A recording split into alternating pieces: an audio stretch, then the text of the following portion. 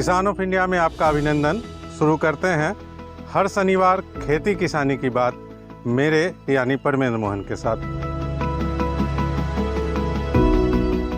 महात्मा गांधी ने एक बार कहा था कि भारत की सच्ची और शांतिपूर्ण प्रगति अगर चाहिए तो पैसे वाले लोगों को ये समझ लेना चाहिए कि भारत की आत्मा किसानों में बसती है। इस वक्त मैं जो खड़ा हूँ वो आप पीछे देख रहे हैं कि खेत है, बगल में गेहूं की खेती हो रही है और मेरे पीछे कद्दू की खेती हो रही है। यानी भारत के किसान ऑफ इंडिया अपनी आय दोगुनी करने के लिए हर वो कृषि तकनीक इस्तेमाल कर रहे हैं जिससे उनका फ़ायदा हो।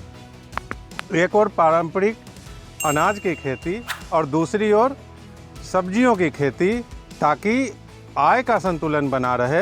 एक फसल अगर बर्बाद भी हो तो दूसरी फसल से आय आती रहे। इस दिशा में भारत में लगातार प्रगति हो रही है और किसान अपनी ओर से भी तरह तरह की कृषि तकनीकों का इस्तेमाल कर रहे हैं, फसल विविधीकरण का इस्तेमाल कर रहे हैं। एक ही के प्लॉट में एक हिस्से में दो अलग अलग तरह की, तीन अलग अलग तरह की खेती भी कर रहे हैं, ताकि एक फसल को अगर नुकसान भी हो तो दूसरे फसल से उसकी भरपाई हो सके।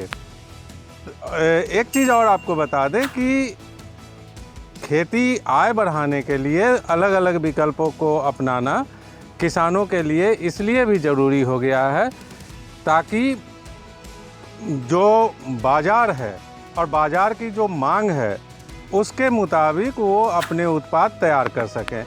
उदाहरण के लिए आपको बताते हैं कि बांस, पहले के ज़माने में बांस गांव-गांव में होते थे और उनकी बहुत ज़्यादा अहमियत नहीं होती थी, वो ऐसे ही किसी को ज़रूरत पड़ती थी तो दूसरे लोग दे दिया करते थे। लेकिन अब बांसों की कमी जब हुई है तो उसकी ज़रूरत ज़्यादा महसूस की जा रही है और सरकार ने इसके लिए अलग से राष्ट्रीय बांस मिशन की शुरुआत की थी। आप सब इसके बारे में जानते हैं। तो बांस की खेती को प्रोत्साहन देने के लिए राष्ट्रीय परामर्श किया गया था और कृषि मंत्री नरेंद्र सिंह तोमर ने इस बारे में कहा कि बांस किसानों की आय दोगुनी करने में काफ़ी मददगार साबित हो सकता है। बांस की खेती को बढ़ावा देनी चाहिए। पूर्वोत्तर का इलाका जो है, आप जानते हैं कि हरित क्रांति से अछूता रह गया था। पश्चिमी उत्तर प्रदेश, पंजाब, हरियाणा जैसे राज्यों में जिस तरह से हरित क्रांति का फ़ायदा किसानों को मिला, पूर्वोत्तर के किसानों को नहीं मिल पाया और यहाँ पर खेती में पिछड़ापन बना रहा। अब जो है इस क्षेत्र को विकसित किया जा रहा है। आत्मनिर्भर भारत अभियान का एक अहम अंग है आत्मनिर्भर कृषि।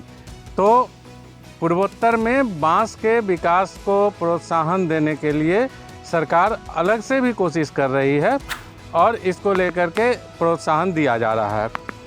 एक और चीज़ है कि जैसे हम फसल उत्पादन करते हैं तो कई बार क्या होता है कि फसल कटने के बाद हम ये समझते हैं कि जो बच गया है वो कचरा है, लेकिन ऐसा होता नहीं। उसका भी इस्तेमाल किया जा सकता है, जैविक खाद बनाने में उसका इस्तेमाल होता है। और एक उदाहरण आपको बताऊं कि उत्तर प्रदेश का एक ज़िला है कुशीनगर के एक किसान हैं जो न सिर्फ केले की खेती को उन्होंने आय बढ़ाने से जोड़ा, बल्कि ग्रामीण बेरोजगारी को दूर करने में भी वो वहाँ के लोगों को मदद कर रहे हैं। उससे फाइबर बना रहे हैं। मतलब जब केले से जो घौंद होता है, एक या दो घौंद होता है और एक निश्चित समय के बाद वो केले का पौधा किसी काम का नहीं रह जाता, उसमें फल आना बंद हो जाता है, तो उसकी कटाई कर दी जाती है। कटाई करके उसे कचरे में फेंक दिया जाता है। तो उसको उन्होंने कहा कि ये कचरा नहीं है, बल्कि इससे भी आप आय बढ़ा सकते हैं, रोज़गार बढ़ा सकते हैं और काफ़ी लोगों की आय उससे बढ़ी है। तो इस तरह से किसान तरह तरह से अपनी आय बढ़ाने में इन चीज़ों का इस्तेमाल कर सकते हैं, नई तकनीकों का इस्तेमाल कर सकते हैं, नई सोच को सामने ला सकते हैं। और अब तो आय बढ़ाने के साधनों में पशुपालन, मत्स्य पालन जैसी चीज़ें जो हैं उन सबको सम्मिलित कर लिया गया है। सब पर सरकारी योजनाओं की सब्सिडी भी मिल रही है। इन योजनाओं के बारे में आपको अगर विस्तार से जानना हो तो हमारी वेबसाइट किसान ऑफ इंडिया पे जाकर के आप पता कर सकते हैं और जो भी इस क्षेत्र में जानकारी होगी, जो भी इस क्षेत्र में तरक्की होगी, नए इनोवेशंस होंगे, वो सब हम आपके सामने लाते रहेंगे, नियमित रूप से आपको पहुंचाते रहेंगे ताकि आप भी इसका फ़ायदा उठा सके। इस शनिवार इतना ही, अगले शनिवार फिर होगी आपसे मुलाकात। तब तक के लिए इजाज़त चाहूँगा। नमस्कार।